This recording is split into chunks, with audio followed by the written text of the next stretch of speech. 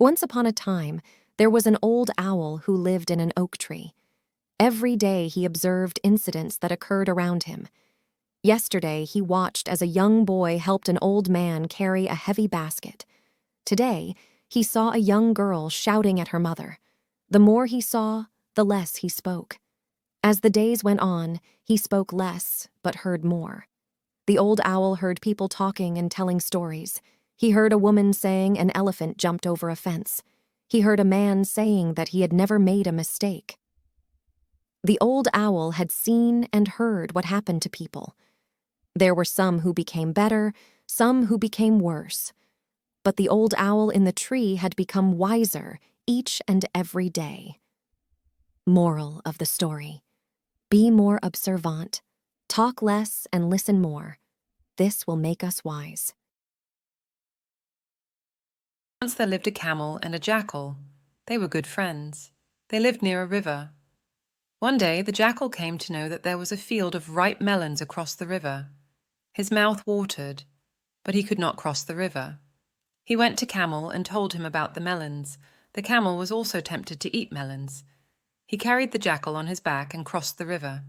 Both of them reached the field. They started eating the melons. The jackal started howling loudly. The owner of the field came running and started beating the camel. When the owner went away, the camel asked the jackal why he had howled. The jackal replied, "It is my habit to howl after a heavy meal." Both of them returned to the river. The jackal jumped on the back of the camel. When they were in the middle of the water, the camel began to roll in the water. The jackal said, "Why are you rolling in the water?" The camel replied, "It is my habit to roll in the water after a heavy meal." The jackal could hardly save himself. One day, two cranes stood by a lake. The lake was full of big fish. It was the breeding season, and a large number of fish had arrived to that part of the lake. The two cranes had seen a very big fish, and they wanted to catch it.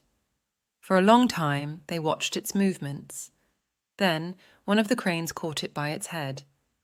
But the fish was very heavy, and she could not pull it out of the water. She needed help. The other crane helped her. She caught hold of the fish by its tail, and both of them pulled it out. They decided to divide the fish among themselves. They were about to cut the fish when the first crane said, "I had caught the fish, therefore I should get a larger part of it." The other crane said, "No, I should get a larger part because I helped you to pull it out." Soon, both of them started quarreling. A jackal had been watching all this. Actually, he had also come to the lakeside to catch a fish. His wife had expressed a desire to eat fish. The jackal had been sitting on the bank of the lake and thinking of a plan to catch a fish. When he saw the cranes quarreling among themselves over a fish, he thought, "The foolish cranes are quarreling over their catch. If I go and net as their judge, I will be able to get hold of the big fish. My wife will be happy to see such a big fish." So he walked up to the cranes and said, "Dear cranes, I have been watching you quarrel over a fish. Can I help you in any way?" The crane said, "Please help us decide who should get the larger share." Then they explained to him how they had caught the fish together. The jackal pretended to be deep in thought. Then he said to the first crane, "You caught the fish by the head, so you should get the head." He cut away the head of the fish and gave it to the first crane. Then he turned to the second crane and said, "You caught the fish by its tail, therefore you should get the tail." He cut the tail of the fish and gave it to her. The two cranes, though, that the jackal would equally divide the body of the fish between them. "However," he said, "now I have acted as your judge. I want my fee. I am taking the body of the fee." So saying, he picked up the fish as my fish and ran away. He reached home and gave the fish to his wife. His wife prepared a tasty fish curry, and both of them enjoyed the curry together. Once upon a time, a mouse and a frog were close friends. The frog often visited the mouse at his home, and they both shared the food and provisions the mouse had stocked in abundance.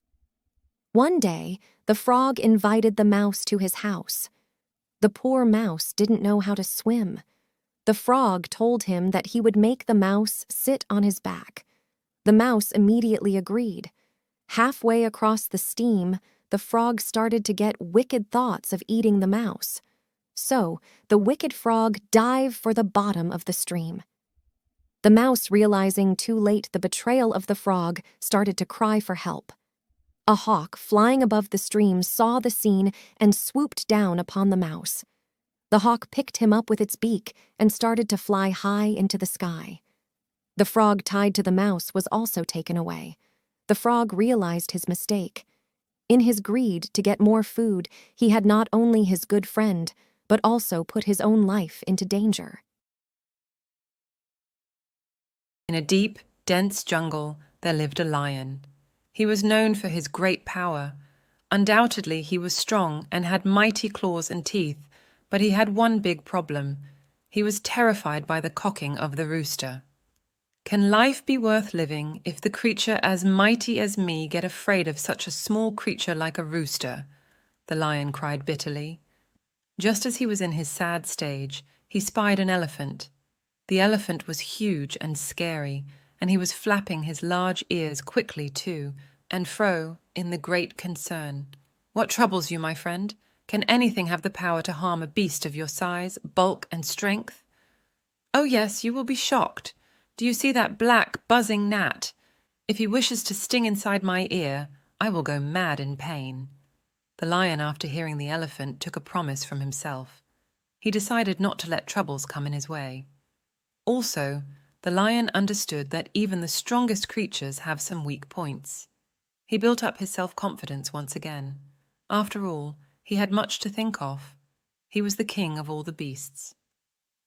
Moral of the story: at some point of time, everyone has his weak points. One should overcome his weakness and look forward to the best things in his life. Upon a time, an old woman lived in a little hut in a village. She had a little red hen. The woman loved her hen very much. Every day, she would feed the hen with mixed corn and let her out in the courtyard. The hen would walk around, pecking at bugs and insects. Then she would lay an egg in the straw nest under the mango tree. She laid an egg every day. The old woman would sell the egg at the local market for a good price.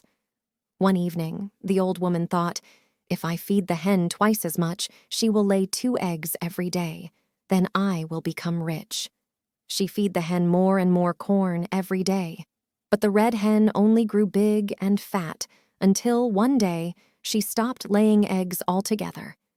The old woman repented her miscalculations. Moral of the story: things don't always go as planned.